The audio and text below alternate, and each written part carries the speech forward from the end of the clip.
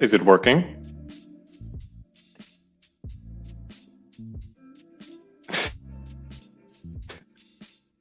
It may or may not be working.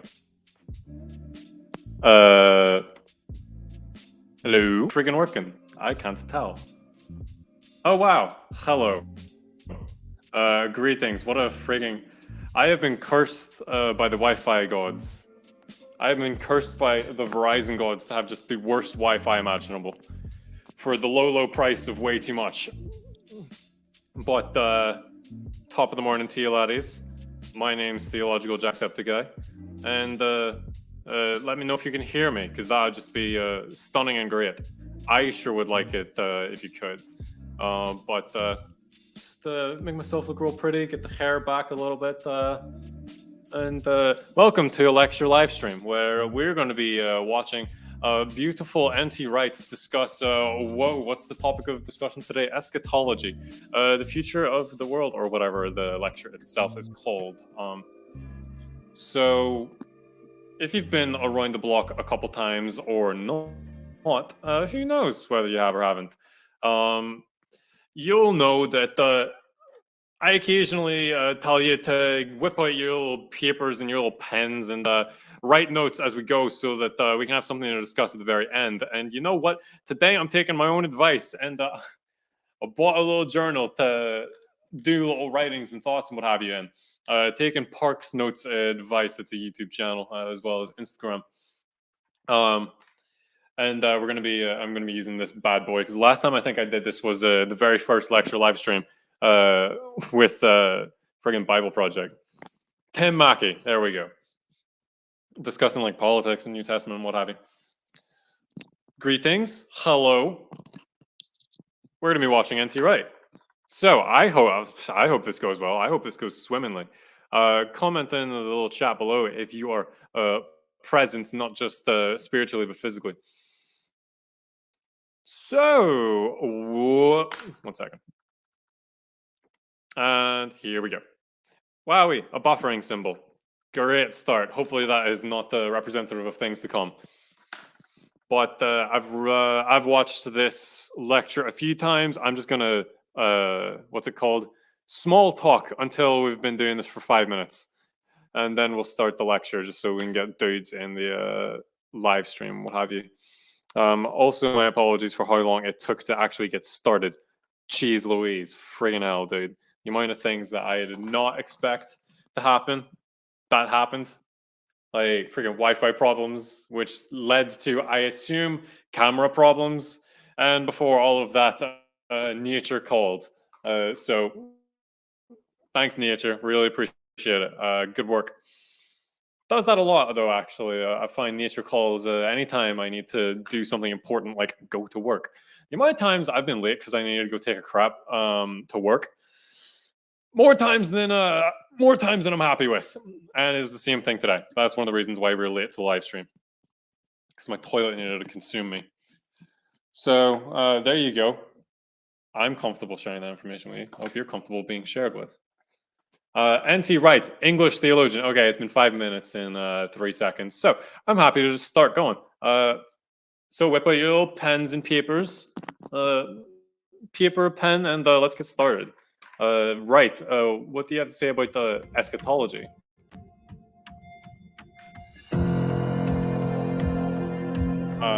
Also, let me know if the volume levels need changed at all.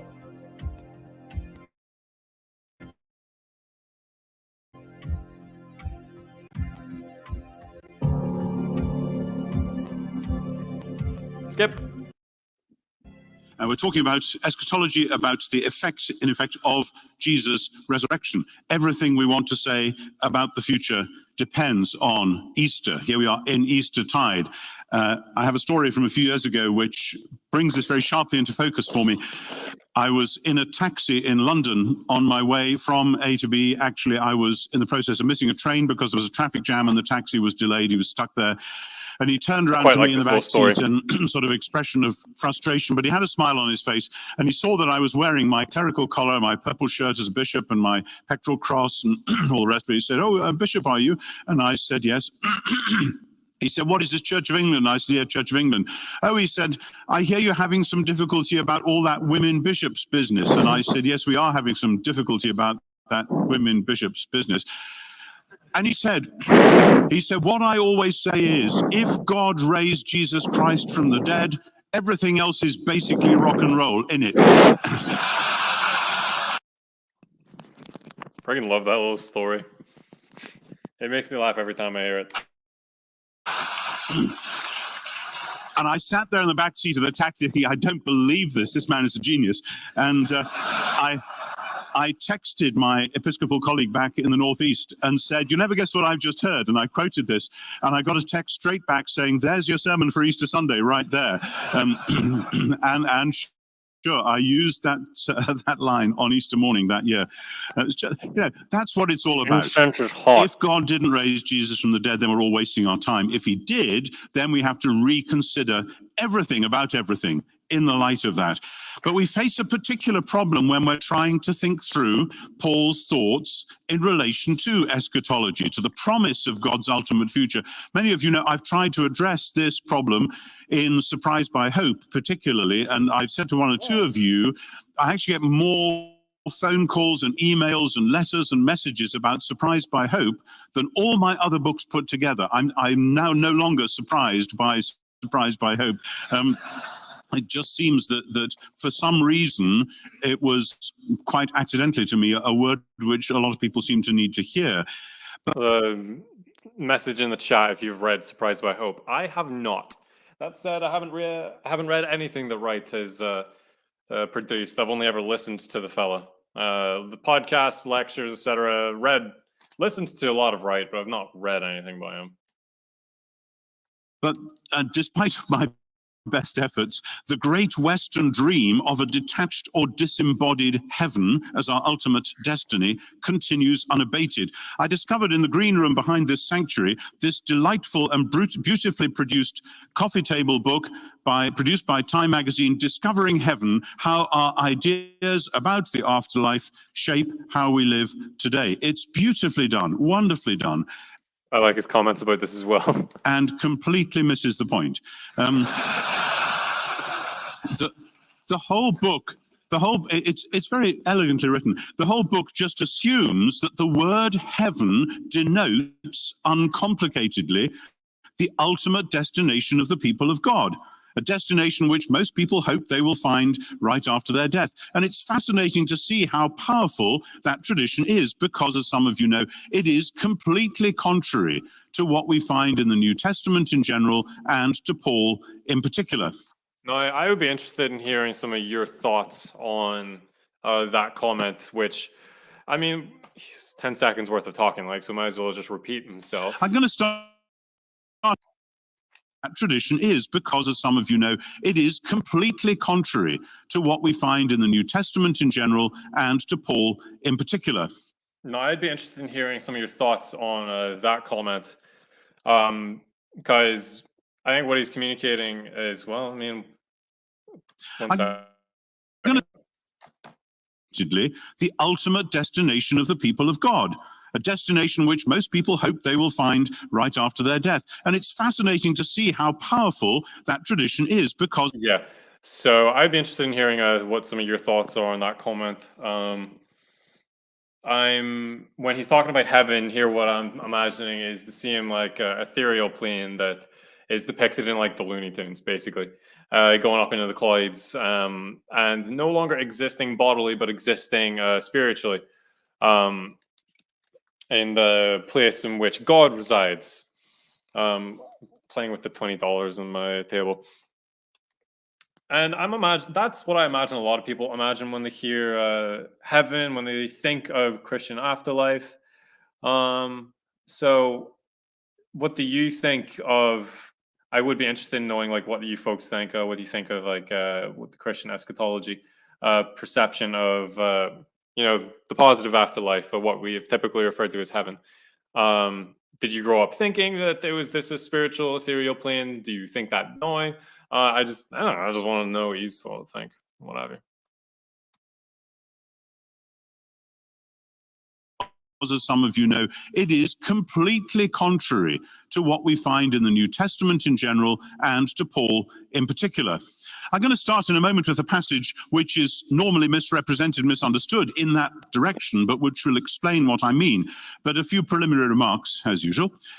Here, as with all that I've said this week, we will see once again that Paul is teaching his people to think in new patterns so that they can discern who God is, who God's people are, and what God's future is for the world, so that they may be the united and holy community that God intends. And as with the previous two lectures, all this theme bends back to integrate with the others. Eschatology revised around Messiah and Spirit is the direct result of Paul's messianic and pneumatological reworking of monotheism and election. You probably didn't expect to hear a sentence like that on a Saturday morning, but there we are. It all fits together, that's the point. The Jewish vision of God's ultimate... Interesting comment by Dex. I know Dexter personally, so hey, what up, Dex? When I was a kid, I took heaven as a physical place far off in space, like how the contemporary early church likely did. Interesting thought. Definitely grew up thinking that vague spiritual higher plane. Hard for me to keep to that view now when I repeat resurrection of the body every Sunday. Lol. Yeah, pretty much. Yeah, kinda. I concur with everything Kyle just stated. I grew up thinking, spiritual plane. I even remember like when I was 16, I had this girlfriend who was like kind of expressing to me her like concerns with heaven, being like, I don't really want to go to some place in the clouds and sing little songs for the rest of eternity. That doesn't sound like fun. It kind of sounds not human, and I want to be human. That was basically her entire thought, and I remember responding, even being like, no, really, you'll like it. It's going to be great.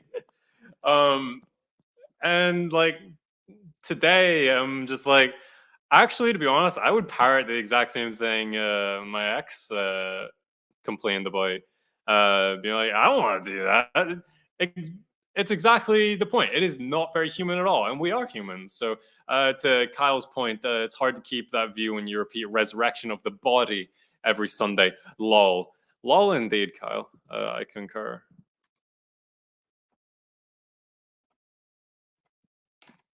Future was never that people would leave this world and end up somewhere else called heaven in the company of God. There are hints in the Psalms of a life after the present one. Psalm 73, you will guide me with your counsel and afterward receive me with glory. But when eschatology comes into full focus, as for instance in the book of Daniel, it is all about God's kingdom being set up on earth as in heaven, and indeed on earth by means of heaven. There is a God in heaven, and he is going to set up his kingdom on earth. That's what Daniel's all about.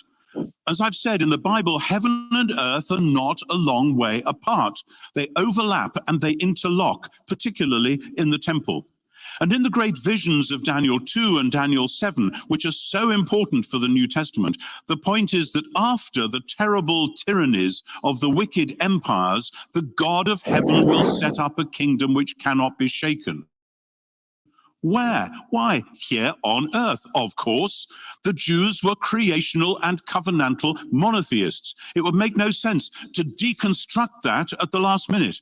That's why it's so dangerous to think about apocalyptic writing as dualistic. It isn't. It's about the way in which the true God is rescuing his creation from the usurping monsters.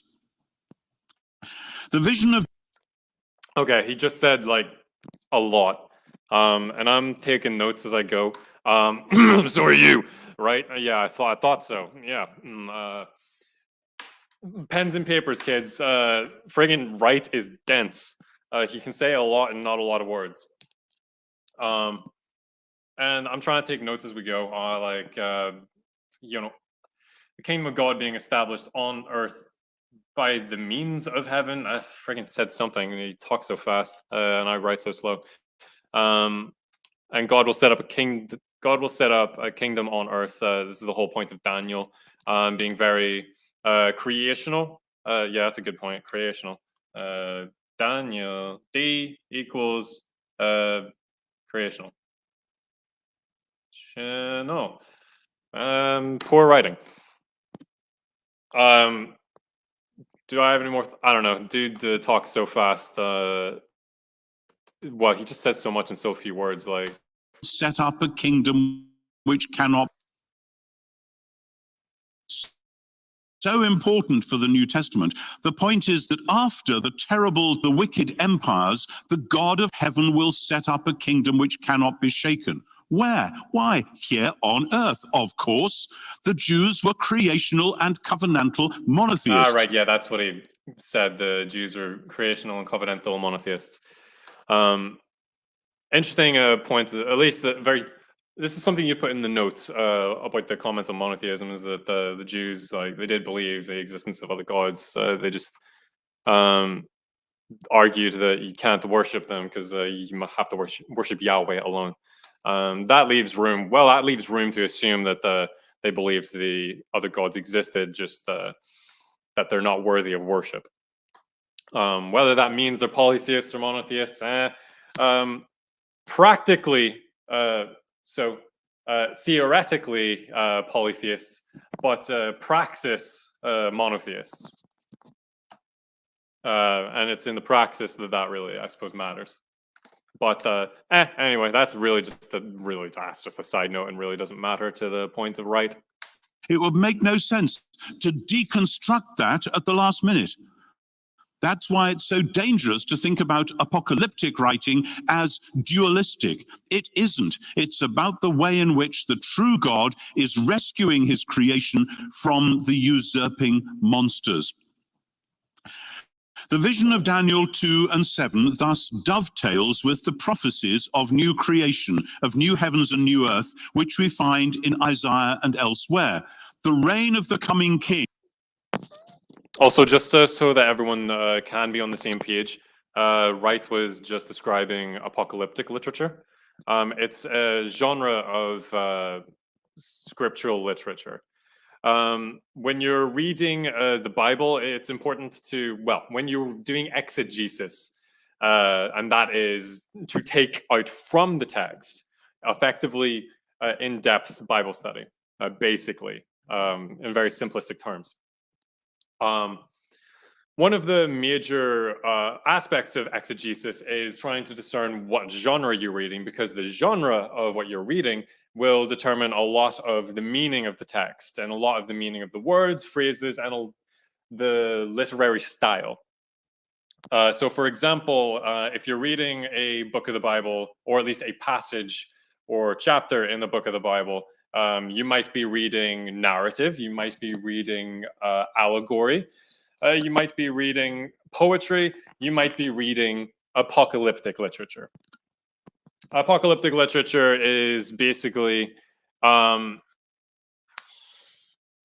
doesn't mean, so apocalypse, you'll learn all this if you listen to the Bible Project, but apocalyptic literature is not, the end of the world and friggin' the sky is falling, Chicken Little kind of nonsense, but apocalypse effectively means to reveal something.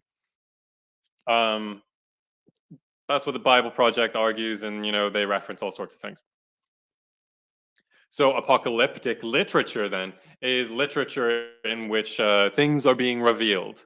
Um, it uses language that would have been familiar with the ancient Hebrews due to the cultural context in which they find themselves. So the use of water and beasts, like this would have been familiar language with the ancient Hebrews. It's not familiar with us. That's why it looks so alien to us, and that's why it needs to be decoded. Not really decoded. It just requires us to understand the culture and the way in which the words are used from that time period.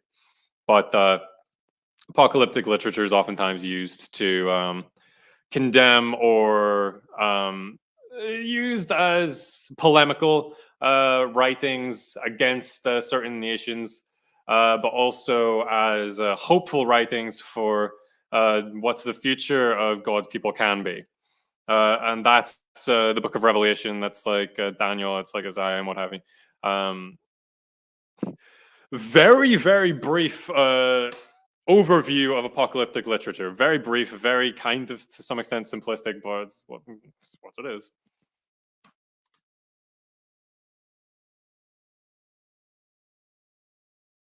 Newton thus dovetails with the prophecies of new creation, of new heavens and new earth, which with the reign of the coming king will see justice and peace abound, with the wolf and the lamb lying down together. I did hear that somewhere on the West Coast they got a zoo where they'd managed to get the wolf and the lamb to lie down together. The only problem being they found they had to have a new lamb every morning, which rather defeated the point. Psalm 72 is especially important within this expectation. The coming king in Psalm 72 will have a particular care for the poor and needy, and under his reign, peace and justice will come down like rain and dew, transforming and fructifying the present world. One of the briefest statements of this is Psalm 2, which Paul makes central to his expositions of Jesus' messiahship, and which universalizes the promises to Abraham. God declares to the Messiah, his son, that he will give him the nations as his inheritance and the uttermost parts of the world for his possession. This is an echo of the Abrahamic promise, but instead of it just being this piece of territory here, it's the whole world. The coming Messiah will claim the entire world as his own. And to give that up, to abandon it, either to the forces of human wickedness or simply to entropy and decay, that would be to spoil the entire biblical narrative. Take the story forward and then, like some postmodern short story, deconstruct it all in the last two sentences so that you think, what was that about all the time? No, that's not how it works. That would simply imply that God hadn't really meant it when he said that his creation was good, and when with humans there bearing his image, reflecting his image into the world, that it was very good. Yeah, God didn't really mean that. He's going to tear it all down and send us off somewhere else instead. No. The ancient Jewish vision, even at the darkest hour, was of a world put right. Right. As I say, Wright says a lot in not a lot of words. And a lot of that was, it seems like a lot of Wright's commentary there to me seemed like a polemic against the what Kyle communicated as a vague spiritual higher plane. A lot of what Wright communicates, I think, was a polemic against that. More common, I suppose. Well, maybe common, maybe not. I don't know. It depends on the circles, I guess, you exist in. But what I assume might be common evangelical talking points about heaven existing as this spiritual being rather than resurrecting into new life. Oops, Kyle is covering me. Sorry, Kyle, you gotta go. But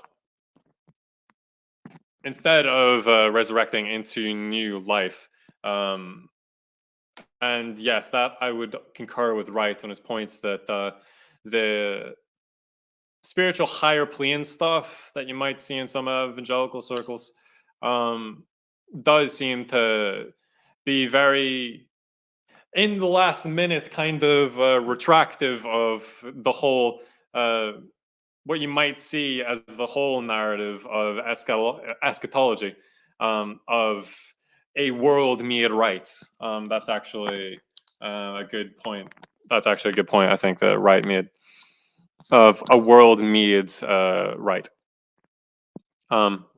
And not just is it I think a good point, a world made right. It's also in my opinion, also a more hopeful picture of the future, because it's not as though that God created this thing that was very good, and then all of a sudden we screwed it up in like a couple pages, and it was so terrible that it could never be redeemed again, and it just has to be destroyed. No, actually, what God does is He makes everything right again and redeems the whole thing, the whole picture. Resurrection of the body and all that. So, actually, a very good comment by Kyle. I will probably continue to return to that because I think it's a very good example of what I'm on about and what I think Wright is on about. That is part of the point of the constant cry in the Psalms for God to judge, not to judge in the sense of smash this place up once and for all, but to judge in the sense of putting right. And that, by the way, is how justification and eschatology play out together.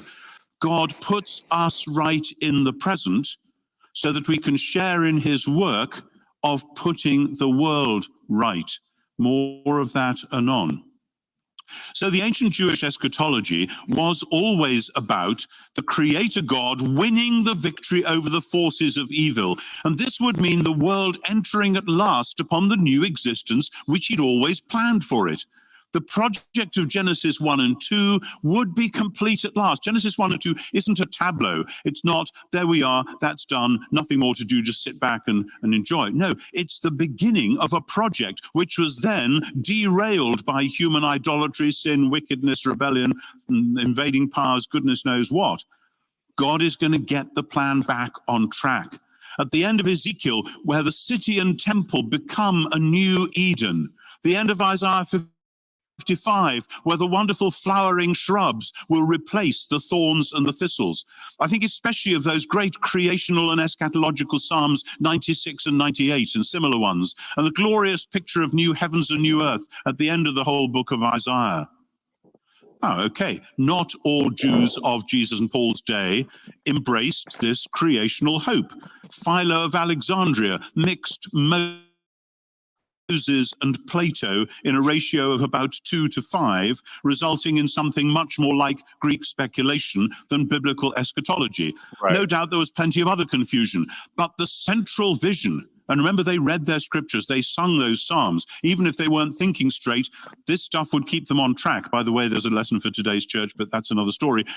Heaven and earth coming together redemptively and newly creatively, that vision remained. But how would this come about?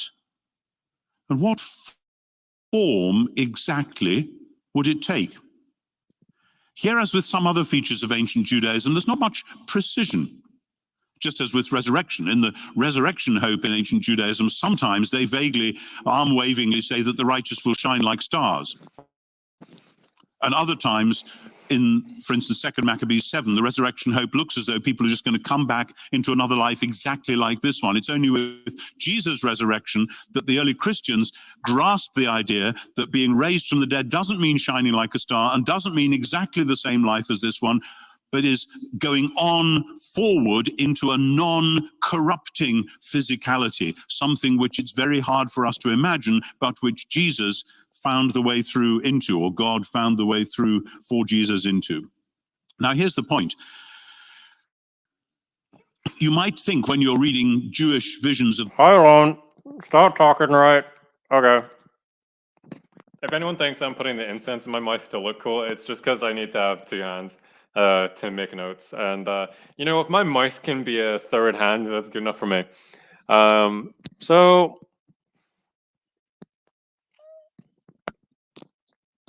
I liked that point about, I really liked that point, and we'll go back to of going forward into a, like what, an uncorruptible kind of physicality? The way through in... Let's go back 20 seconds. On forward into a non There we go. life as this one, but is going on forward into a non-corrupting physicality, something.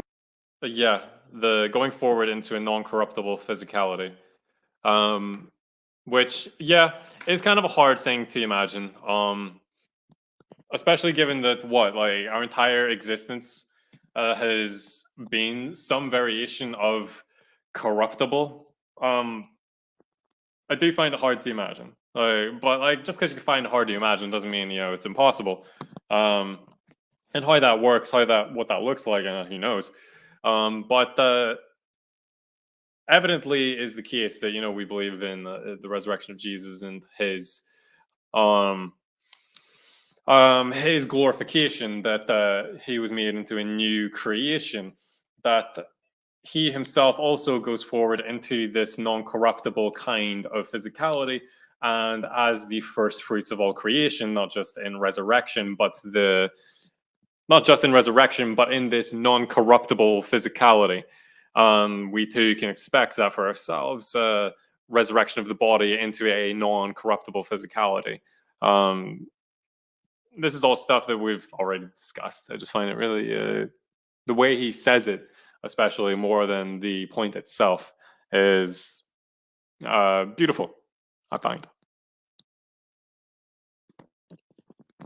Which it's very hard for us to imagine, but which Jesus found the way through into, or God found the way through for Jesus into. Now, here's the point. You might think when you're reading Jewish visions of the future, well, yeah, okay, there's biblical visions about the new heavens and new earth, about the wolf and the lamb, about the fruit trees and all the rest of it. Are they just metaphors for a final spiritual bliss, or should they be taken in some way literally? Will the new world simply be that one day there will be a coming king who will finally sort out all the mess and defeat all other empires and preside over an ordinary but just worldwide empire? Or what? What are we talking about? Good question, and I also find it kind of hard to imagine like what it looks like if it's not some kind of ordinary, what he called it, like some ordinary empire, I suppose. That's just something I kind of struggle to imagine. But again, like just because you can't imagine it doesn't mean it can't be the case. And defeat all other empires and preside over an ordinary but just worldwide empire, or what? What are we talking about? No clue. Lol, B-Man's here. Ancient cosmology is hack and trip. Yeah. Ancient cosmology is takes a second or two to wrap yourself around. Jeez, dude. But the imagining what the eschaton is like. So, like, Wright is talking about eschaton in this, and eschaton means final place. Imagining eschaton as this thing that exists physically, like I can imagine, like if it was just this, spiritual higher plane kind of stuff that Kyle referenced, then I can imagine how that can go about. You just keel over and die and go to it. But when it's, and sure, it has a lot less hope, but it's a lot more imaginable in some way. When it's physical, however, well, we exist physically now, and so what we're imagining is, like he's already commented before, that it's a world made right. And so we're effectively imagining this world that we exist in, the one I exist in, the one you exist in, look around like you right now, look in the room that you're in, and well, there's a wall there, and I'm here, and I'm touching my knee. And you can do that in what Wright is describing, and it will be the same in that way. But as a location to exist in eternity, and as even a political, maybe a geopolitical existence, like what the hell does that look like? I don't know. I would be wildly interested in anyone's comments and like what you feel about that, what you think about all that. Like, how do you imagine an eschaton where that's pretty much not unlike what we already exist in, only it is just and holy, and God lives among us as the king of it all. I find it hard to imagine, mostly because of the corruptible way of things as they are. But in that future, it's going to be non-corruptible. So I don't know. I think Moltmann talks about stuff like that. I think. I'm not sure. I got one of his books, but I'm not going to read it. Here is perhaps the most dramatic revision of Paul's inherited theology, utterly dependent on his revised monotheism and election. The resurrection of Jesus forms the model as well as the means for the future renewal of all creation. The model as well as the means. What God did for Jesus at Easter is what he will do for all his creation in the end. And the resurrection of Jesus, which thus sharpens up the otherwise vague Jewish eschatology, translates both into what God will do for the whole creation and what God, of course, will do for his people in particular. Creation will be in one sense the same, yet radically different. It will be the same material. It will not be a new creatio ex nihilo. It will be a creatio ex vetere, a creation out of the old, as it was with the body of Jesus. It will be the same material, yet utterly transformed, so there will be no more corruption, no more decay. How will God do this? By the Spirit. As the wind blew over the waters of creation, so now, as in that wonderful poem by Gerard Manley Hopkins, and for all this, nature is never spent. There lives the dearest freshness deep down things. And though the last lights off the black west went, oh, morning at the brown brink eastward springs, because the Holy Ghost over the bent world broods with warm breast and with, bright wings. Man, makes me want to cry.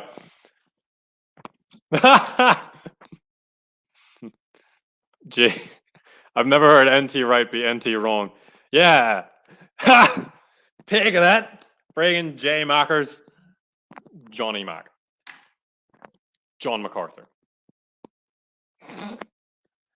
Anywho, thank you, B-Man, for your commentary. Also, hello. 1 second, kids. 1 second, kids. Where is it? There it is. Follow and subscribe to the Academy Podcast on Instagram and Spotify, where they cover all sorts of funny little things like philosophy books and then give you overviews of what the hell they're on about. I'm currently listening to them read The Republic by Plato.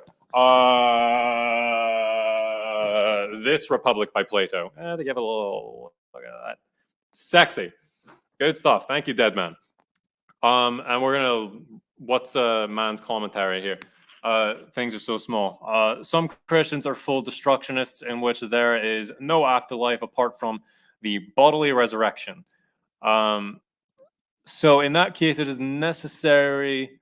I gotta get rid of this bit because I think it's making things smaller for my eyes. Never mind, I'm wrong. Some Christians are full destructionists in which there is no afterlife apart from the bodily resurrection. So in that case, it is necessary our geopolitics would be forever changed in the new earth. Yes. Cool.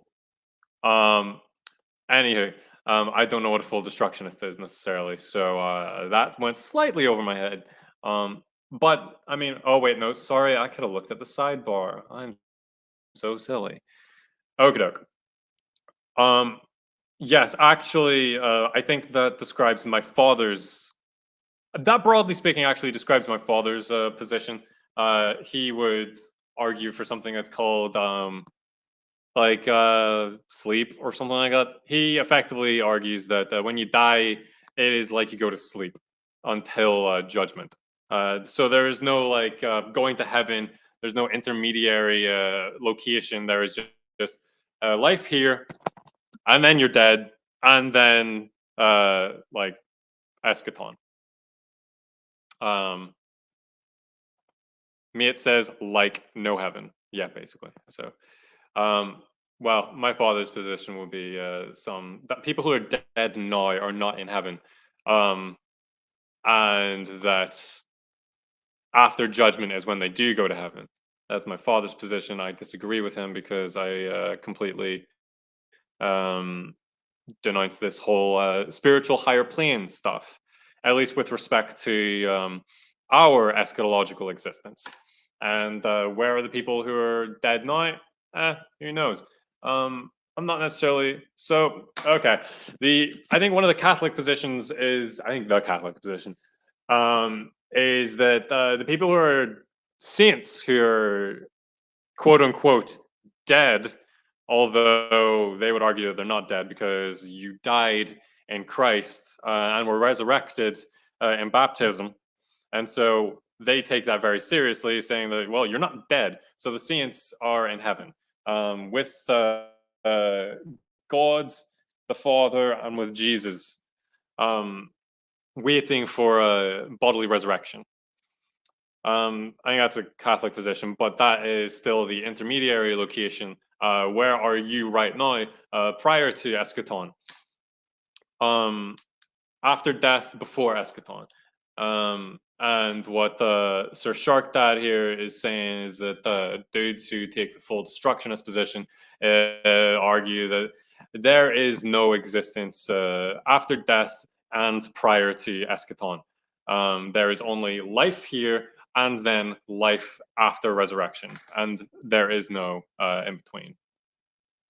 And he states that so for that case, it is necessary our geopolitics will be forever changed in the new earth.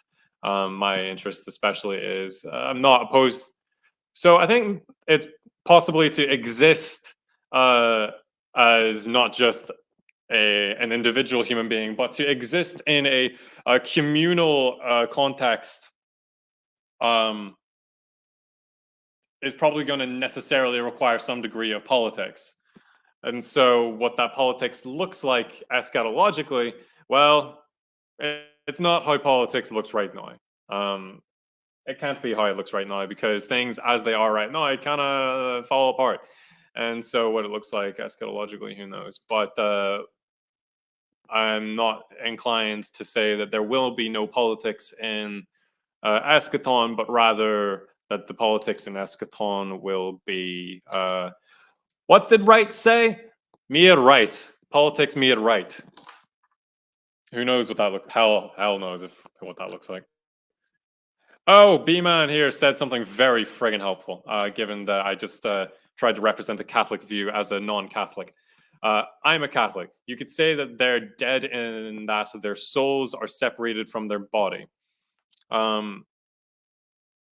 Cool. Thanks for the help on that one, because I'm not Catholic.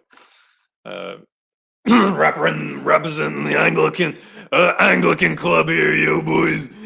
Anyway, his kingdom will have no end. Dispensationalists getting wrecked by the creed 1,500 years before they exist. Yeah, pretty much true. Anyway, this is not the Hunter. I just freaking doxed my own fucking name. I've been trying to avoid that for months. No one watched this live stream. This is not a theocracy, lectures at you. This is the anti-right lectures at you. We need to continue. It'll be the same, yet utterly renewed. This is redefined eschatology. And it has two moments. The eschatology that has already been inaugurated in the Messiah and Spirit, the eschatology that is yet to be brought about again through Messiah and Spirit. And all Christian living, all vocation, all between those two moments, the Messiah Spirit fulfillment that has already happened, and the Messiah Spirit fulfillment that is yet to happen. So to the little passage in Paul, regularly misunderstood in favor of the yea. It isn't just Time magazine, it continues to infect our hymns and songs. Yesterday we sang that Jesus would come and take me home. And today we sung, till he returns or calls me home. Where does the Bible speak of death as going home? Let me put this delicately. If you can play around with the harmonies and the rhythm of those great old hymns, please feel free to adjust the words as well when they're sub-biblical. You get them right. You show them who's NT wrong. Am I right, boys? Yo, friggin' W's in the chat for right. Wrecking the contemporary music and all that. Sorry, B-Man says so. Wouldn't be true for assumed saints, Mary, Enoch, Elijah, Moses, maybe others. I don't know. Not my area of theology, I don't know. But yeah, just a little bit of banter on Wright's part. A little bit, just some jokes cracking the legs here.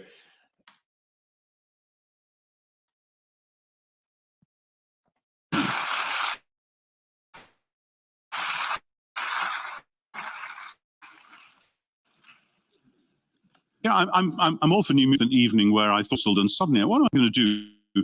Look in the paper. Oh, there's a performance of the Magic Flute just around the corner from where I was. Great. Phone up. Yes, we got tickets. Fine. Okay. I turn up, not having a clue what I was going to expect, and it was a multiracial South African troupe doing the Magic Flute entirely on marimbas. It was just amazing. And for the first 10 minutes, quarter of an hour, I thought, you can't do this. This is Mozart. And then after about quarter of an hour, I thought, Mozart would be thrilled. It was brilliant. A totally different Magic Flute. But they didn't change the plot. They didn't change the plot. Now, in Philippians 3 at the end, Paul once again echoes and applies the language of the poem in chapter 2, but this time more explicitly oriented towards holiness. In contrast to those, he says, whose end is destruction, whose God is the belly, whose minds are set on earthly things, Paul says, our citizenship is in heaven, and from it we await the Savior, the Lord, the King, Jesus, who will change our lowly body to be like his glorious body by the power which enables him to subject everything to himself. Now, generations of Western readers have heard that phrase and preached on that phrase, citizens of heaven, and have once assumed that Paul is saying Jesus is going to come from heaven and take us back there to be with him. But that is exactly what he's not saying. That's not how the language of citizenship works. And it isn't how the language of Jesus' transforming power works either. I have no clue if he gets into what the language... I don't know if he gets into how the language of citizenship works. I don't know how citizenship works in Paul's context, like Roman crap like that. I forget. He might get into it. I'm not sure. I don't remember. But hold on 1 second. Ew, B-Man. It wasn't a question. Oops. I was saying assumed saints wouldn't be dead.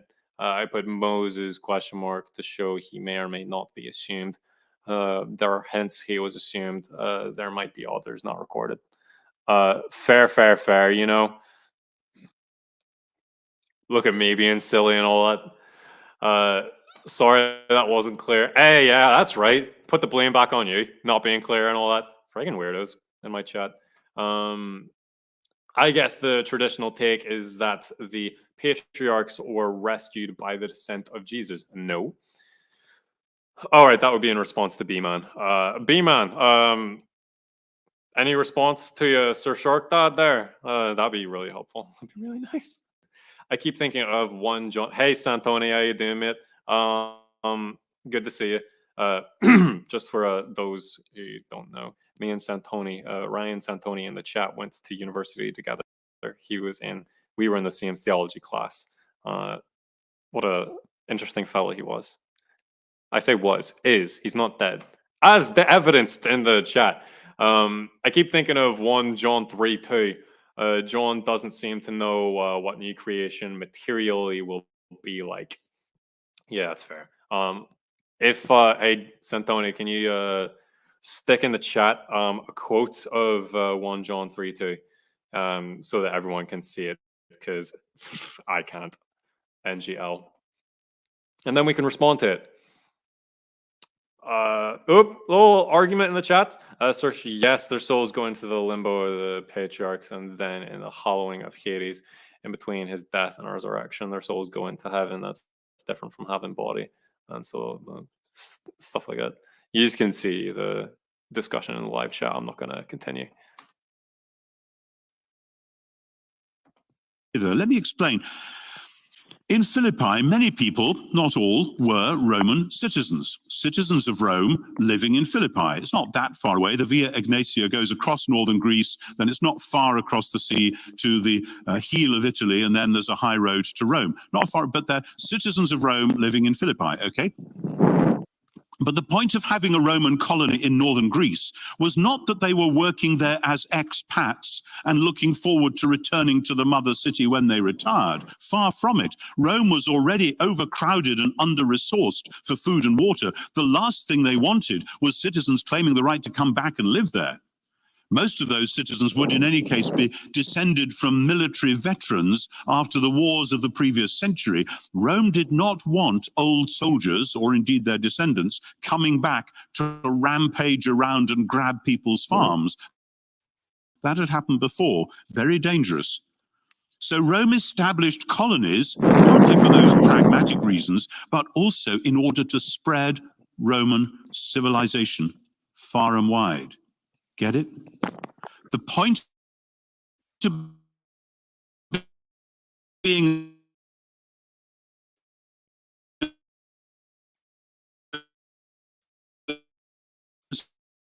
citizen of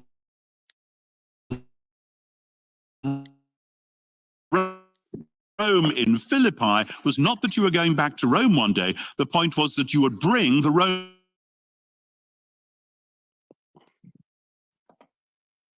I love my Wi-Fi. The Verizon gods are smiling upon me, apparently, with the best that they can friggin' muster. Cheers, Verizon. $70 a month really isn't enough. Actually, no, it's not even 70 a month. Jeez. I'm going to go back a little bit just in case you didn't hear it. And also, I was going to do it anyway. The point of being a citizen of Rome in Philippi was not that you were going back to Rome one day. The point was that you would bring the Roman way of life to northern Greece. That's the image Paul's got in mind. Citizens of heaven bringing the civilization of heaven to earth. And if the colony got in trouble, as would happen, if the natives in the hinterland proved unfriendly or hostile, then perhaps the emperor would come from the mother city, not to take them away. Oh dear, let's not do this, come back to Rome. No, the emperor would come from the mother city and establish his own peace and justice once more, because he had the power to do that, changing their situation from vulnerability to security again. That too is the image Paul has in mind, and he develops that with Psalms 8 and 110. Jesus is the one who has the power to subject all things to himself, and when he returns, it won't be to take us back somewhere else. It will be to transform this present world and us with it. And this, by the way, is when we sing that last verse of that hymn, How Great Thou Art, which I love, I actually changed the words. And one of the great things about being a bishop when I was in Durham was I would say, if we're going to sing that, we're going to have this. And the presenter would say, can you change? I'd say, yeah, I'm in charge of the liturgy here. Change those words. And I said, when Christ shall come with shout of acclamation and heal this world, what joy shall fill my heart.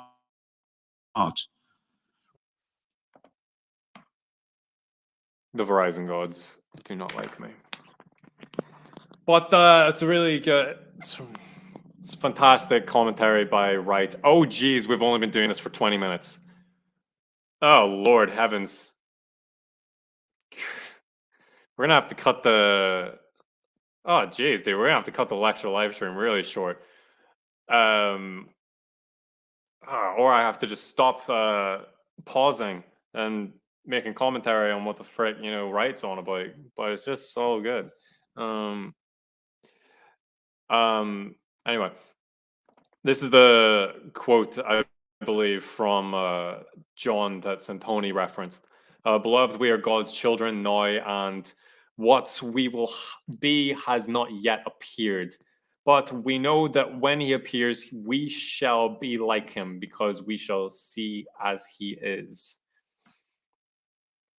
Kyo, kyo, kyo. Delightful. Epic theosis, beatific vision moment. Epic. Thank you for putting the scriptures, be my streaming referencing. Okay, cool. People are still having little conversations. Epic and dope and all that. I really love the use of the stuff about citizenship. Mostly just because, so I see this stuff as being quite not just eschatologically hopeful, but also, I suppose, evangelistically hopeful. Because, like, I know dudes, and they're obviously not going to get named. Even the relationship to me should be unnamed. But I know dudes who would argue that the world that we exist in right now effectively is like the Titanic. It's just a big old sinking ship, and you can shine the brass as much as you want, but that's not going to stop the ship from sinking and going under the water. And so, what's more important than shining brass? Saving people and getting them on lifeboats. Because if you're not getting people on lifeboats, then my headphones died. I don't know what that will imply for the live stream, but if you're not getting dudes on the Titanic, then you're just letting them die. If you're not getting dudes on lifeboats, which is an illustration for saving souls, then you're just letting them die. And all these concerns about what's happening in the world right now is just temporal things. It's just shining brass. You can be all into your climate change activism, but that's just simply shining brass in the Titanic. The whole thing's sinking. The only important bit is saving souls. That's something someone I know argues that. I radically disagree. Because, and going back again to the very top, Kyle, the vague spiritual higher plane, and that this whole we're on the Titanic, and we need to save souls, and everything that is just for the world right now is just shining brass on a sinking ship. Oh, my back hurts. Just seems to ring and scream of higher plane spiritual existence separate from the body. What it tells me is that what God created here on earth is not redeemable, and that he will not redeem it, as opposed to redeeming it. And saying that when he says at the very beginning, the creation was good. In fact, it was very good. That he means it. And when Jesus is, God in flesh, that doesn't just say something about, the sacrifice itself on the cross. We are, sinful people that, needs to be a death or something like that. And Jesus died the death that we were supposed to die. And, he was incarnate as a human being because, something, a human needs to pay the penalty of sin. Sure, that's the, atonement theory. That's fine, atonement theory. That's like, what's it called? I forget all these atonement theories, but like you Calvinists love it. I forget what it's called. But the bit that I'm more interested in with respect to this comment that I'm making is not just the atonement, but also incarnation. What does the incarnation of God as a human being say about his interest for creation? And not just incarnation, but resurrection. What does the resurrection of Christ, the God-man, say about God's interest in his creation? It evidently says something about God's interest and love for the creation. If God is not just willing to enter into the creation itself, enter into flesh, enter into body, and become the God-man, fully God and fully man, but is also willing to go through the experience of death and then also resurrect. The resurrection bit is especially of high importance, as it doesn't say that God is going to destroy all of this physical creation. What it's going to say is that God is going to redeem this physical creation. The same that God does in Jesus Christ. Jesus is God. The same thing that Jesus does in resurrection is the same thing that he will do for all his creation in the end. I think that is literally what the Wright said 10 minutes into his talk. What God did for Jesus at Easter is what he will do for all his creation in the end. I believe that is the exact quote that Wright gave. And that is of remarkable importance, as it is explicitly descriptive of God's love for the creation. And so we too ought to love the creation as well, and view it as redeemable. I sure do love to exist. It's been a good fun. It's been a good 25 years. My headphones died. I wonder whether or not I should do a second part, because this has been a very long 20 minutes. I might just do a second part. My headphones are dead anyway, so if you are interested in still going, like, you could bear with me. I have another pair of headphones right here.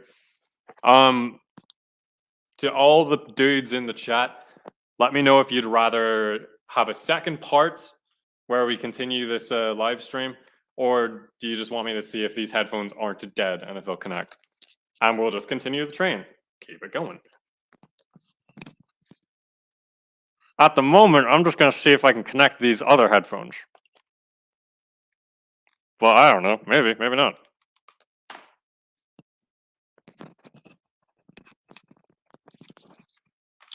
And anyone who is new to the chat, I don't know if you are or not. I'm not smoking. It's just incense.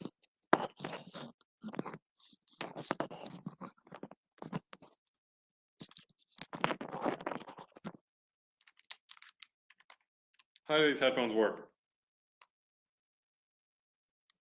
Cool. Power on.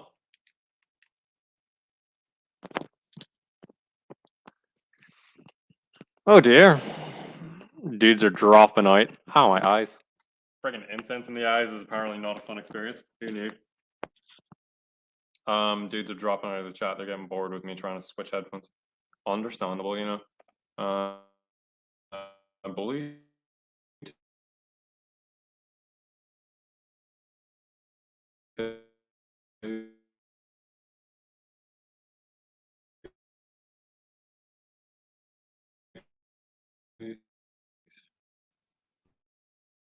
Bluetooth. Come on, chop chop. And other devices.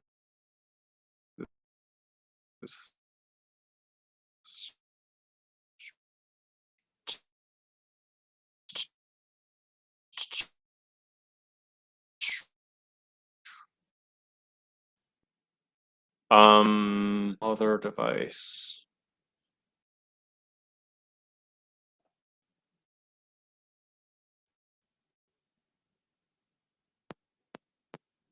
Right.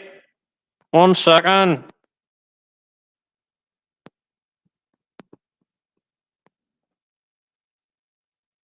The fact that the ancient... Hey, look at that. Let's go, boys. All right, lads, look at that. I can hear things in my headphones again. Yeah, the whole point of that was just so that you wouldn't hear what I am wait, no, with that doesn't matter. Who cares? Anyway, let's continue. Jewish eschatology has come true in Jesus' own resurrection and will come true in the transformation of the whole creation and of us with it. Remember, what is going on here in Philippians is that Paul is teaching them to think theologically in order that they can be the holy people who recognize that what they do with their bodies as well as with their minds and the will transform when he returns. Exactly the same argument as in 1 Corinthians 6. Your body belongs to the Lord. He bought it with a great price. Therefore, glorify him because he is going to raise us by his power. And notice that Philippians 3 actually runs on into the beginning of what we call chapter 4, 4:1, as with 1 Corinthians 15. Eschatological rethinking is in the service of present, steadfast Christian living. Therefore, he says, this is how to stand firm in the Lord. Now, with this, we have plunged right into the middle of the world of Pauline eschatology, in which we constantly find the now and not yet challenge. Let's go! God has done in Jesus all that he promised, and he will return, and the way in which he will take us from the one to the other is through the Spirit. Thus, all the great themes of Jewish eschatology come together. Well, Messiah, obviously. Resurrection, equally obvious. The Messiah now in the lead, and the rest of us following in due course. The present age and the age to come. Many, many Jewish writers, apocalyptists, rabbis, lots of others, talk about these two ages. But they're not as used to be thought back to back. Now this, now that, with just a line between. They are rather overlapping, so that just as the spatial overlap of heaven and earth is where we are to live, so the temporal overlap of the two ages is where we are to live. All that is going on, by the way, in the temple in Jerusalem, in Jewish ideology, and, of course, the new temple in Christian theology is Jesus himself.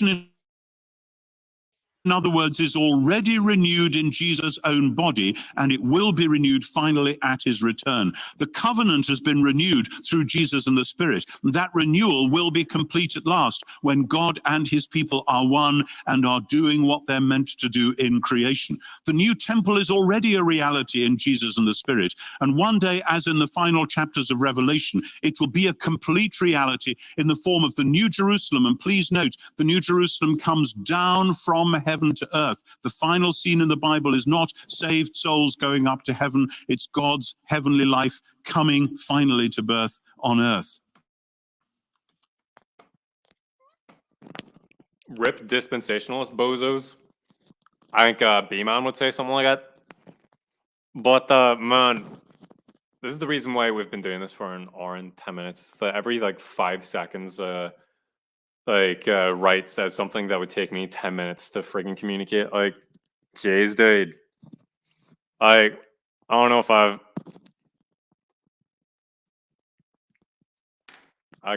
enjoying myself. Rip dispensationalist bozos.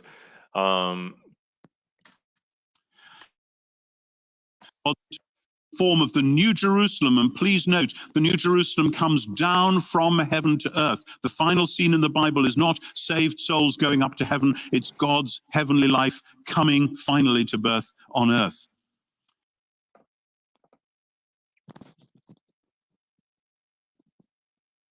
I love C.S. Lewis, and he loves MacDonald, but I haven't read him yet. I don't actually know who George MacDonald is, to be honest. Only Atonement is a trip. Honestly, it's not really dispensationalists, but pagan Platonists that Wright is wrecking. Yeah, I mean, that's fair. I mostly think, in my comment, I was mostly thinking, what? Sorry, who was I thinking about?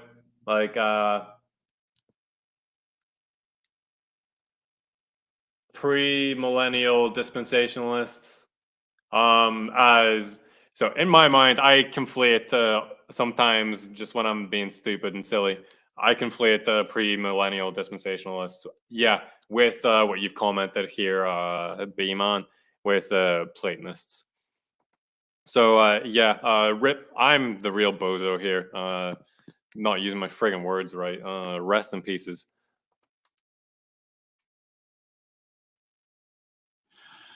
In particular, the central feature of Jewish second eschatology has been fulfilled and will be fulfilled. That is, as I was saying yesterday morning, or even the previous evening, the return of Yahweh himself. The notion of eschatological delay, of people wondering when God was going to come back at last, is a pre-Christian feature, much more, interestingly, than a Christian feature, though it is that as well. As I argued yesterday, Paul and the gospel writers together see Jesus himself as the living embodiment of Israel's returning God. But here too, there is a now and not yet. From one point of view, the New Testament picture of Jesus' second coming is an innovation. No ancient Jew thought of the Messiah as coming twice. Why would they? But from another point of view, this is simply the result of inaugurated eschatology. The second coming gains its momentum and some of its key phraseology from the expectation of Yahweh's return. The day of the Lord in the Old Testament becomes the day of the Lord Jesus in the New. And in both cases, this means the day when God himself returns in person to judge and to save.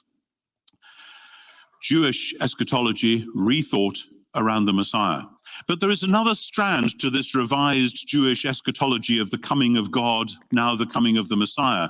In the Old Testament, of course, when God takes his power and rules over the nations, the powers he displaces are both suprahuman powers and the human powers themselves, the tyrants who have usurped God's rule with their Babel-like wicked empires.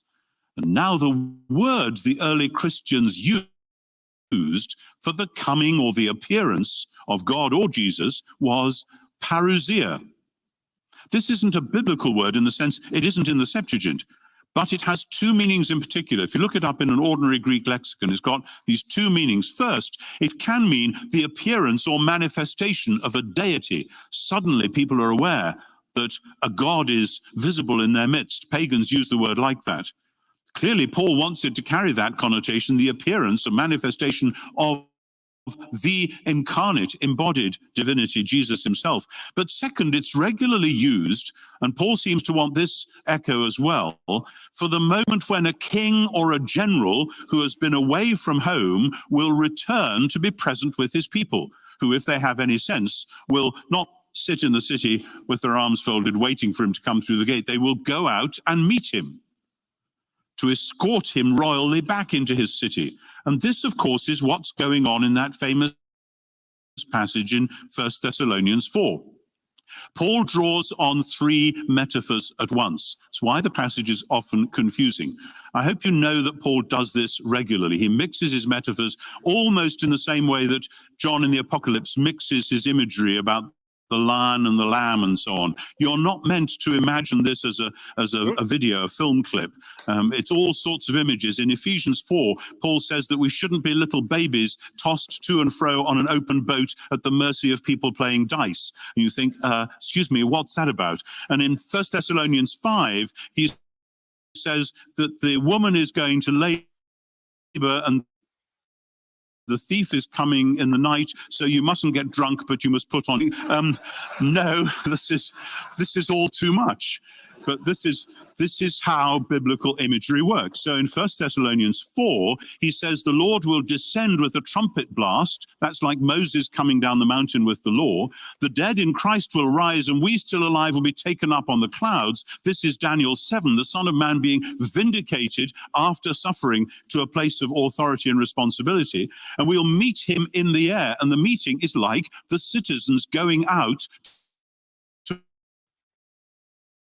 to welcome the returning king. What then? Will he then take them away? No, he's coming back. He's coming to reign in glorious body and to bring the whole creation to its new moment of redeemed and fruitful life. And this is the moment when the Lord's Prayer will finally and fully be answered, that God's kingdom would come and his will be done on earth as in heaven. It is staggering to think how many Christians have prayed that prayer thousands of times and think of that phrase as only a temporary expedient until the time when we leave earth and go to heaven instead.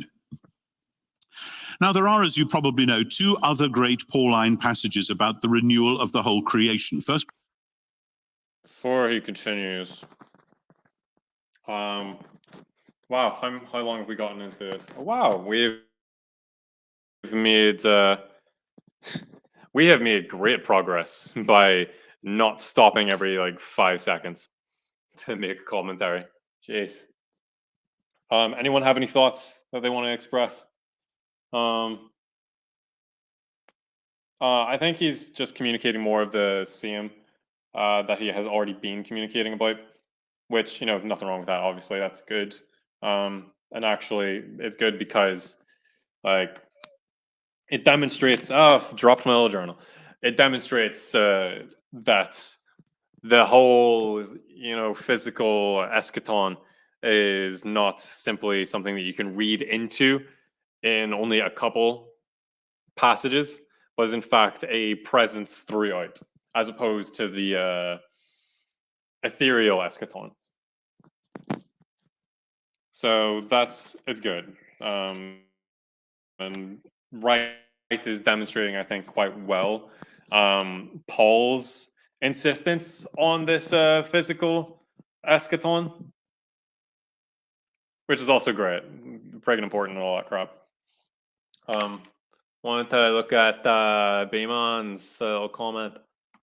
Don't know what that word means. Priest talks about how John's gospel intro is a trolling of the Docetists. Elbow cough. 1 second. Thank you. He starts off with Logos and how he enlightens man, and then pulls the rug and says Logos became flesh. Yeah, pretty much. I remember I don't remember who it was. I just remember discovering effectively the exact same point that the book of John thought it was a dab. The book of John. Sorry, I got distracted by. I thought it was a dabs. Beeman's comment. The book of John. I remember someone talking about how the book of John it communicates exactly that. That it initially starts like it looks like a Docetist book, a Docetist argument. And for those who don't know what that is, it's basically just dudes who think that the physical world is terrible and evil, and that the spiritual world is good and great, and that we need to escape the physical world so that we can enter into the physical world. Sorry, that we need to escape the physical world to enter into the spiritual world. That's basically Docetism. That's basically a simplistic variation on Docetism. And the book of John looks like a Docetist. The Gospel of John, looks almost like a Docetist argument until it stops looking like it. And then looks like the alternative, that the physical world is great and that God loves it. But it is, physical world is great. It's not necessarily superior to the spiritual world. It's just the realm in which we exist. And for us, it is the realm in which we have to exist. And, it's great for us and all that. And it's important. It's very good. There we go. There is no superiority. Which one's better, a physical world or the spiritual world? It says in the very creation account itself. Yeah, it's very good. Yeah, who saw that one coming? Corinthians 15, Romans 8. In each case, they represent a further radical rethinking of the great Jewish eschatological hope. And looking at them that way may help us to get the true Pauline meaning out of them. Come first with us to 1 Corinthians 15. Here we see the scheme laid out quite carefully. Paul's overall point is to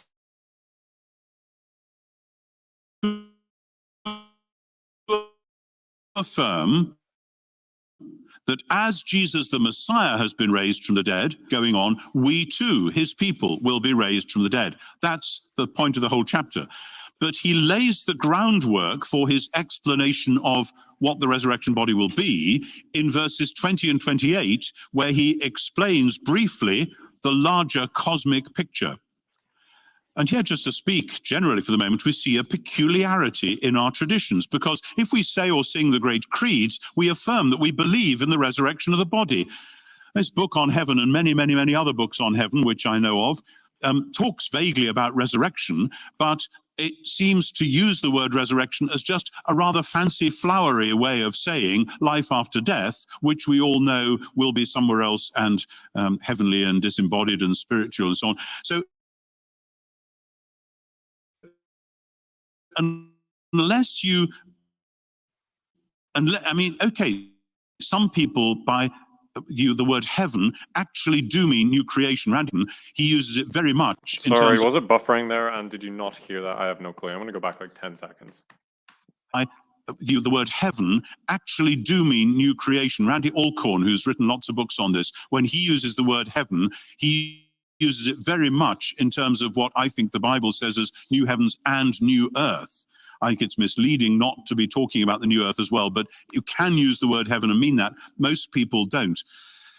But if you don't have a vision of new creation, then what is a resurrection body doing? Why would you have a resurrection body in this Platonic heaven? And so many Christians, and actually many modern Jews as well, have treated the word resurrection, as I say, just as a flowery way of saying life after death, meaning that in a non-bodily way, and therefore making the word resurrection mean its opposite. But if much more so, more beautiful, more powerful, with its corruption and decay removed, then why call it heaven at all? Paul doesn't, Jesus doesn't. Why not regard it as the coming together of heaven and earth, as in the programmatic statement of Ephesians 1:10? Why not regard it as here in 1 Corinthians 15, as the renewal of the whole creation, of God being all in all? 1 Corinthians 15, 20 to 28, then, Paul brings together, as he often does, the Messianic Psalms 8 and 110, in order to emphasize, with Genesis 1, 2, and 3 as the backcloth, that God in the Messiah has launched his project precisely of new creation. As in Philippians 3, as in Matthew 28, God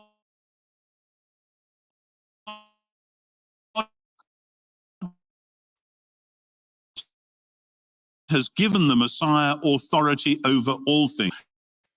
I'm inclined to think that Daniel is, in fact, underneath more of what...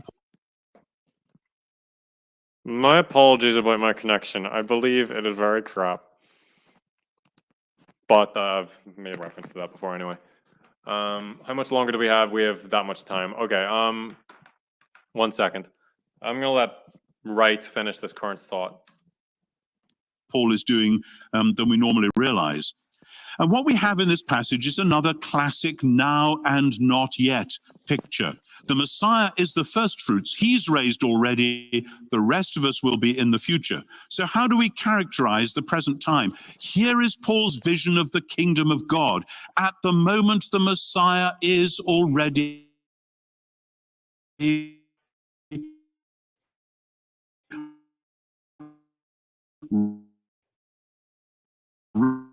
reigning, and he is doing so as the victorious warrior over all things. He's writing from prison. He knows perfectly well how paradox, how it is visible only to the eye of faith, and yet faith in Jesus' resurrection and ascension means that that is what you see.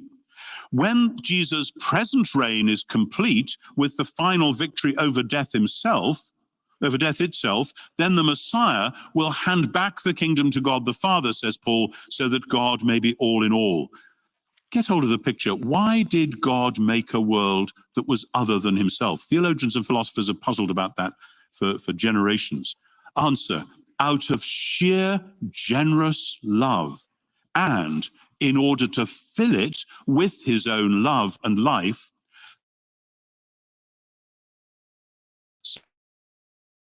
so that it remains both truly itself and yet infused, as says, the earth may be full of the truly itself and yet infused, suffused with God's own presence, so that, as Isaiah says, the earth may be full of the knowledge of the Lord as the waters cover the sea.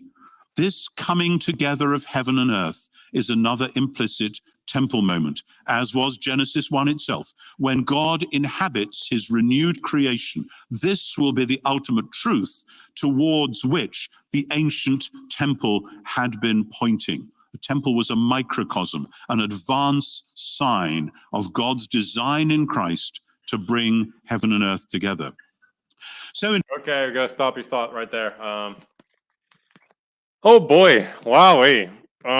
Let's see.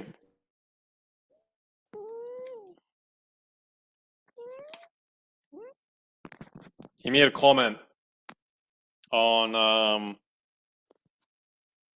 he made a comment on creation and why God would create this kind of temporal existence. And the answer is, just out of sheer love.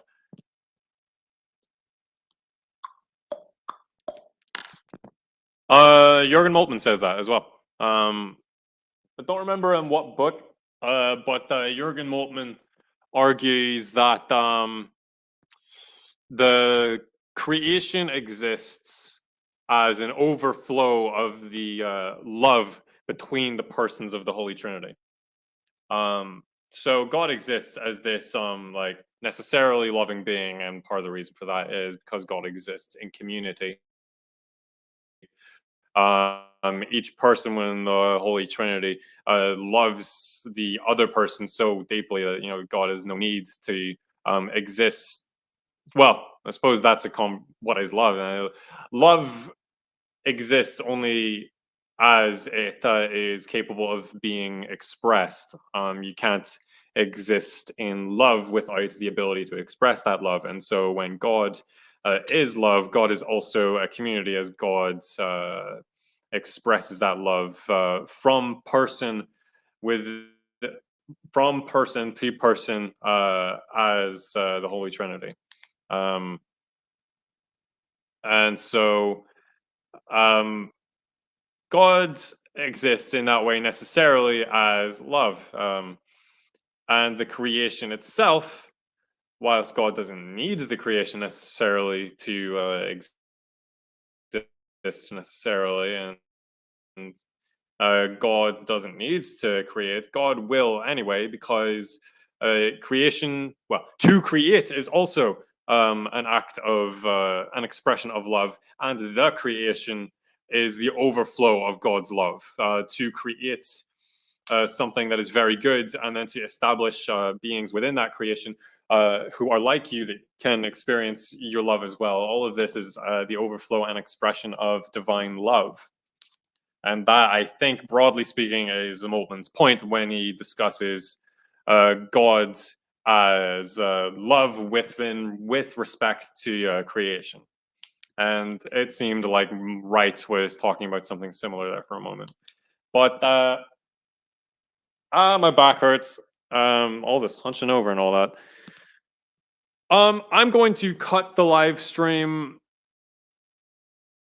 a little bit after 1:30 minutes. After an hour and a half, I will cut the live stream. So I am ending the lecture live stream here. We're going to enter into the period where we start asking questions and expressing our little funny little thoughts about what we've viewed today. So if you want to watch the rest of the live stream, if you want to watch the rest of the lecture, I do encourage it. There is half an hour of lecture left, as opposed to like going into Q&A. I think the entire hour is purely lecture. So if you want to watch the rest, here you go. That is, sorry, 1 second. There you go. That's the rest. That's the name of the lecture that we've been watching. If you want to watch the rest of it, go for it. I highly recommend it. It's a great lecture. I have watched this lecture multiple times. But we're gonna call it there, at least with the lecture live stream. So kids, I'm gonna get rid of this stop broadcasting that thing. Q. So kids, get the little, background music playing a little briefly, because like he's got time to listen to dead silence. There we go. What did you think? What did you think of Wright's commentary? I'm going to look at my notes.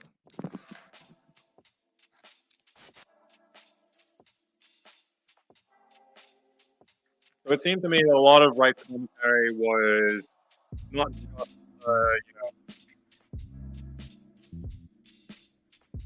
explaining the ethical of like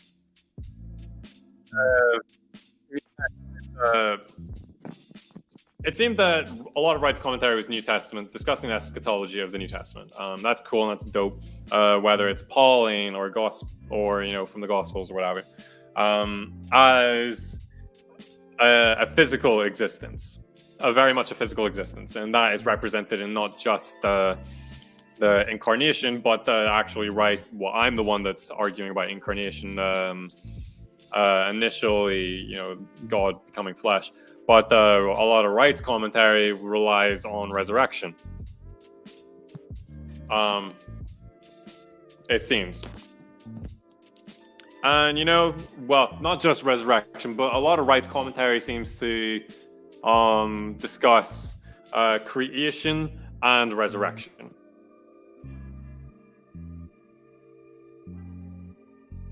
And so, here's a comment. It was eye-opening. I hadn't heard of eschatology before or considered what Jesus' resurrection means in terms of creation. There you go. Jesus' resurrection in terms of creation is actually very important. And that it's important for all the things that I have already made commentary on. And there you go. How Jesus' resurrection is indicative of God's love for the creation itself. As if God was simply going to throw away with the whole ordeal, that this was just some failed experiment, then God would not. Well, one, I think that would imply that God wouldn't, incarnate in the first place. But two, it would mean that after incarnation, if it is purely if the incarnation is purely this utilitarian means towards an atonement end, then I see no need for resurrection. And so the purely higher spiritual realm, no physical eschatology, I think makes the resurrection totally redundant and unnecessary. Other than a silly, quick little confirmation that, haha, I wasn't just some fella, I was literally God in the flesh, and now I'm going to disappear and sawed off for the rest of the time. Because this whole thing that we're doing here is done. No, not quite. Incarnation, as well as actually the whole thing, the whole life of Jesus, from point to point, incarnation, ministry, death, so atonement, resurrection, the whole thing, ascension, and then the promise to return. It's all very physical. And so it's all very indicative of God's love for the creation. When he says it's good, he thinks it's good. And when he says it's very good, oh boy, you bet your bottom dollar, you better believe that sweet bippy that it's good, man. It's very good. And so God plans to redeem the whole thing. And that is a far more beautiful and far more hopeful eschatology than simply God's going to destroy it all and toss out the whole experiment. Because it's not an experiment. God took it seriously from the start, and he will take it seriously through to the end. And that is not just hope, it is also good news. Why is the gospel of Jesus Christ good news? It's because whilst empires test to establish their own variation of eschaton, they always fail and always leads to the death and destruction of humanity. No empire seems to be successful in the pursuit towards their own eschaton in their own image. Whether you're Rome or the friggin' Ottoman Empire or the British Empire, Sodom. And if you're not Sodom, the city, I mean, sod them. Or whatever empire you want to pick from, each one attempts to build the world in their own image, and each one is a failure towards the means of establishing eschaton.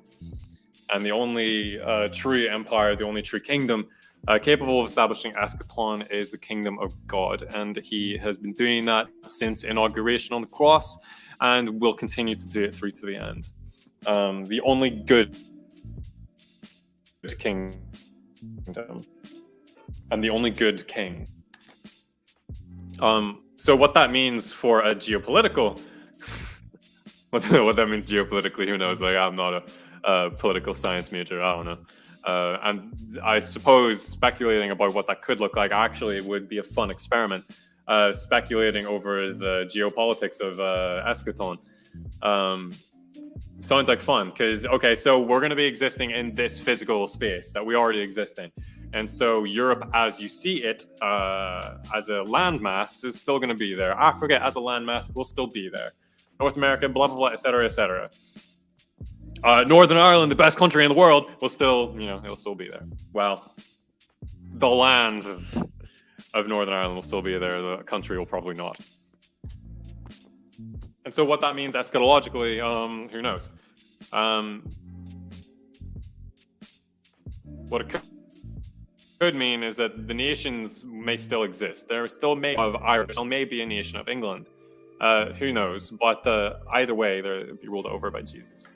And I suppose for a lot of people, actually, that sounds like bad news, because they have this unfortunate image in one's mind of what Jesus is, and I suppose they may view Eschaton as, with Christ as the king, ruling over all creation, as a bad thing. But if God's is, so we've described God's, the inner workings of that Trinitarian relationship as friggin' geopolitics video.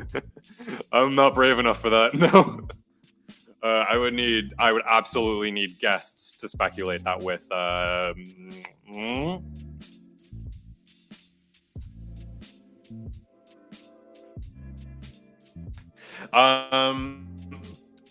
With the inner working in relationship as necessarily love.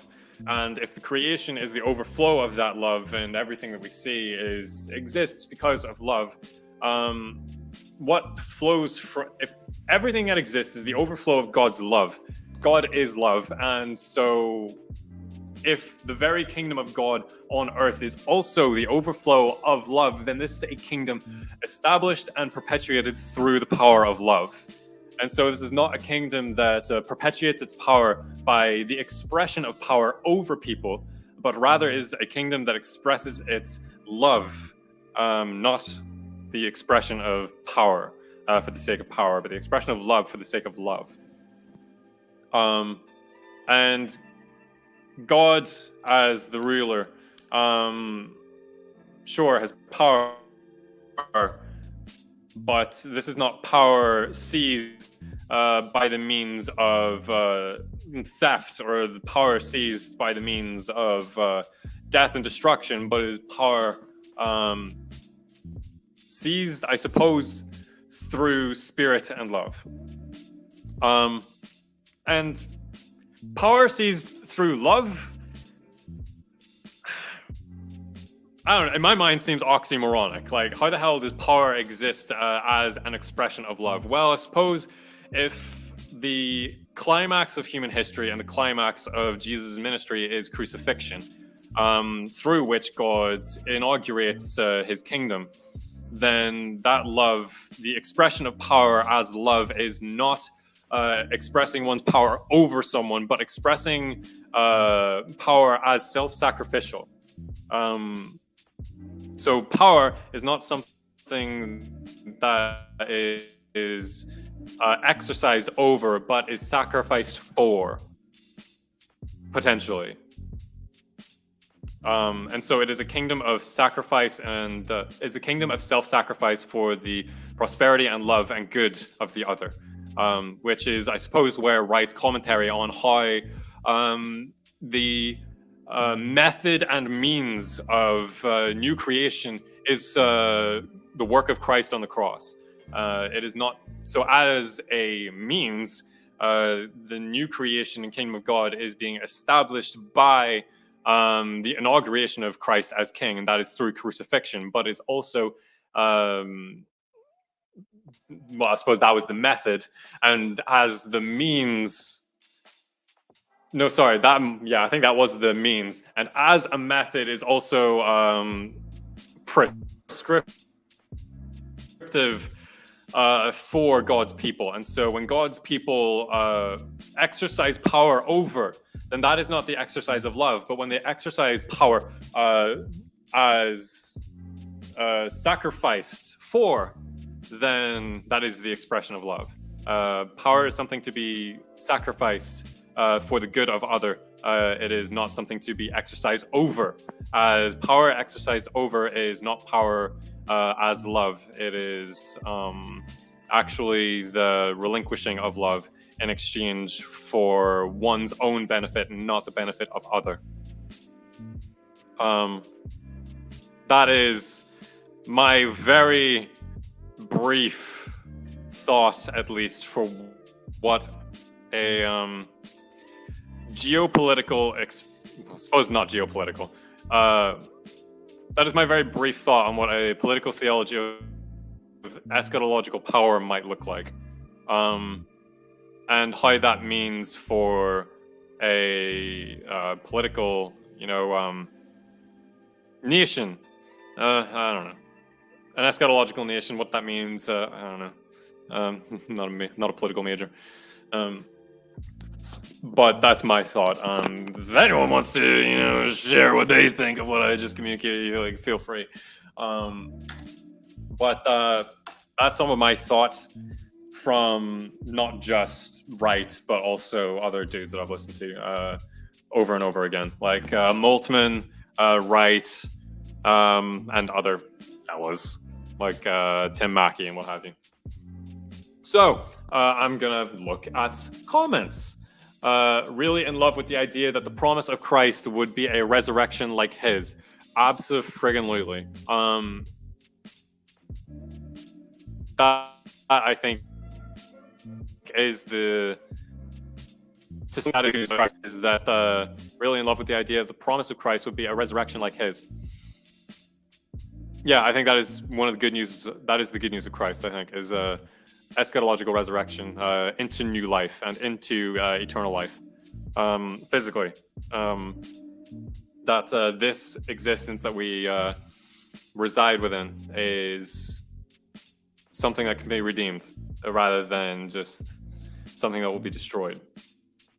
And that what we experience here today, whilst we can, I suppose, feel within our bones that, yeah, this is good stuff, but I don't know, I hear dudes talk about how they wouldn't want to live forever because they wouldn't want to live forever because it seems boring.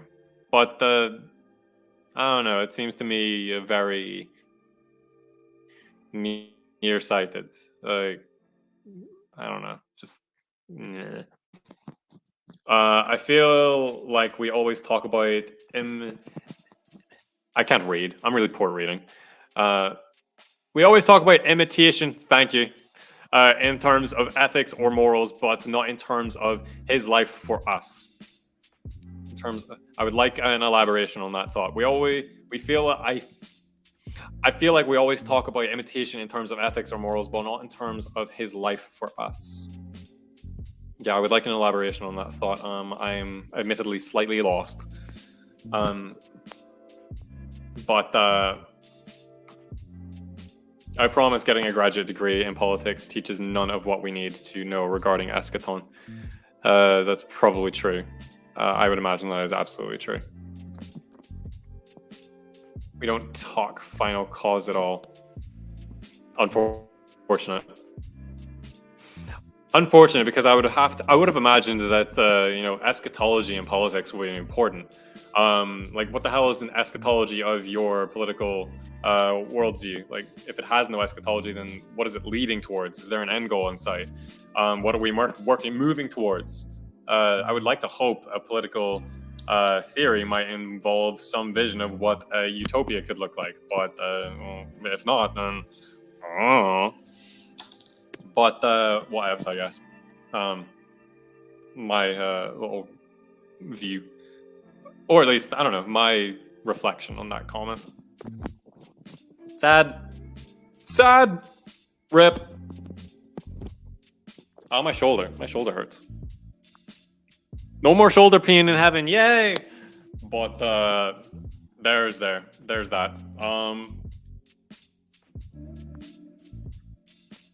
So, any comments that I'm going to go back and look at my little book. Did you make notes? I want to see what notes you made. What notes did you make when you were listening to this lecture? Going forward into a non-corruptible kind of physicality. Billy Bob, you were late. Getting friggin' detention, you scallywag. The audacity on some of these plebs. Jeez.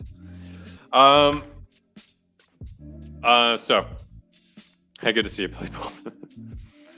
I like the commentary there on, there we go. Yeah, crying emoji. That's right.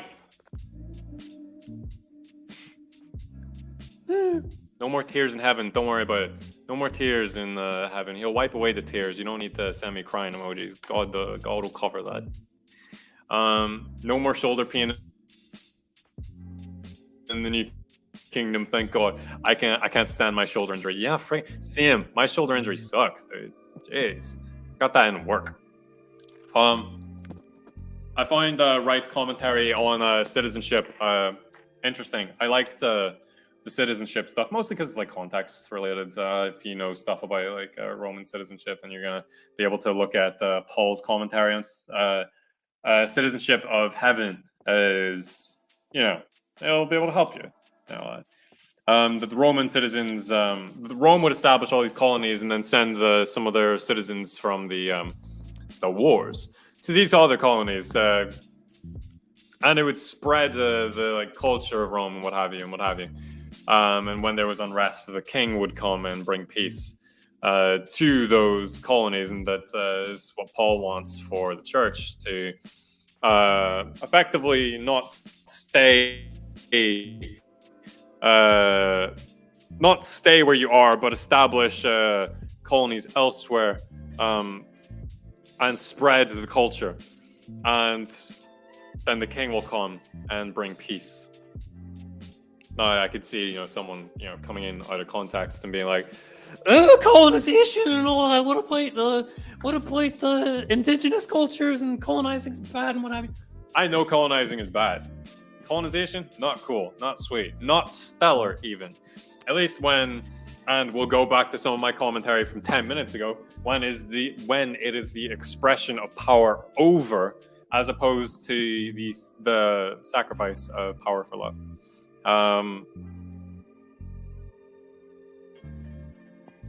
Obviously, but dudes like Paul Anleitner, who was in one of my subscribe to Deep Talk. So Paul Anleitner, I interviewed Paul twice, and he comments in one of his videos that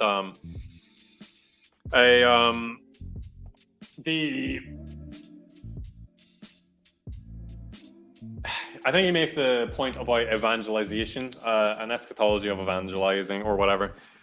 Generally speaking, about how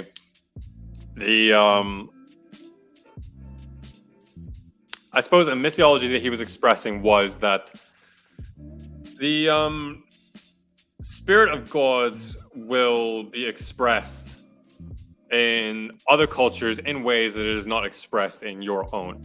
And so the way of Christ will look different in, say, an Indian culture than it's going to look in, say, a North American culture or in an Irish culture or whatever. And so it might look like different aesthetics and different, more minor values, but it's going to share the values of Christ in common. So does that mean that every, redeemed culture in Christ is going to look exactly the same? Absolutely not.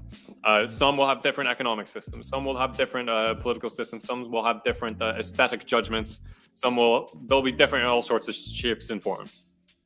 But the similarity, as opposed to the distinction, is found in the values of Christ. And what that looks like, I would actually be interested in hearing Anleitner elaborate on what are the values of Christ, to hear his point out further. But it's not a massively long commentary. I think it's in his video from like 2 years ago about Luke Skywalker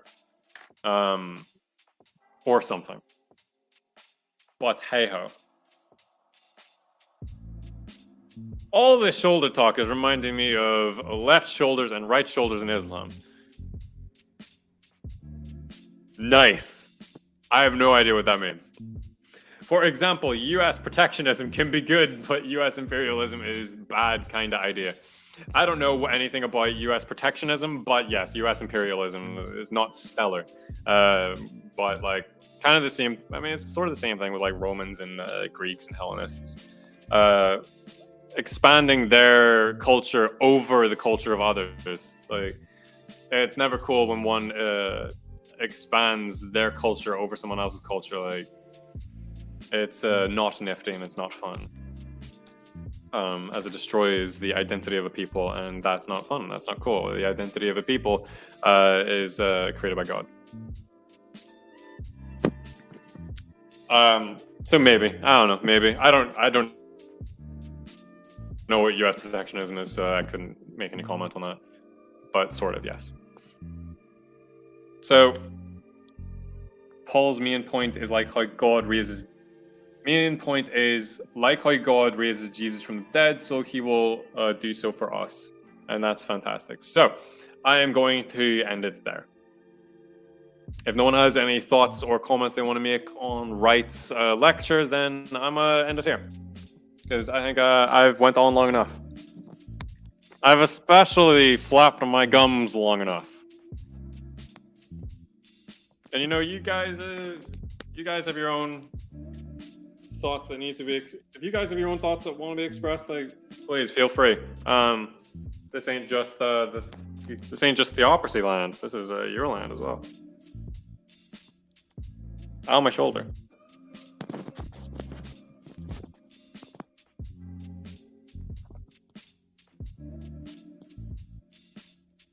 There it is. Detention for you. How dare you be late? Nope. Anger and terror and other things that aren't nice, amongst other things. So, ow, my shoulder. I hope you enjoyed the little lecture live stream where we engaged in a little conversation with N.T. Wright, my favorite Anglican English theologian. Woo boy. So cool, he made it on my list twice of top 10 Anglicans. So,